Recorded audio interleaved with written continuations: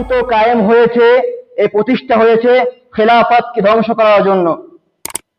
খেলাফতকে ধ্বংস করার জন্য গণতন্ত্র কায়েম হয়েছে।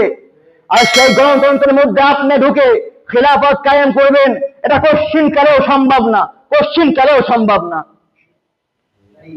কথা ঠিক আছে? কথা বলেন না কেন তাহলে? এজন্য গণতন্ত্র দিয়ে খেলাফত কায়েম হবে না। খেলাফত কায়েম হবে সাহাবীরা যেরকম কায়েম করেছে, নবীরা যেরকম কায়েম করেছে, সেরকমই খেলাফত কায়েম হবে। আমরা খেলাফত চাই তো ইনশাআল্লাহ।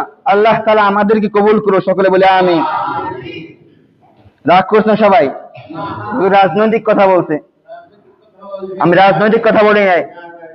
যদি আপনি আপনার অধিকার ফিরে পান, আপনার বোন ধর্ষিতা না হোক, চুরি বন্ধ হোক, ছিনতাই বন্ধ হোক, মাদক দ্রব্য বন্ধ হোক, তাহলে এই খেলাফত, এই শরিয়া ছাড়া আপনি এগুলো যতই আইন মামলা মোকদ্দমা করুক না কেন,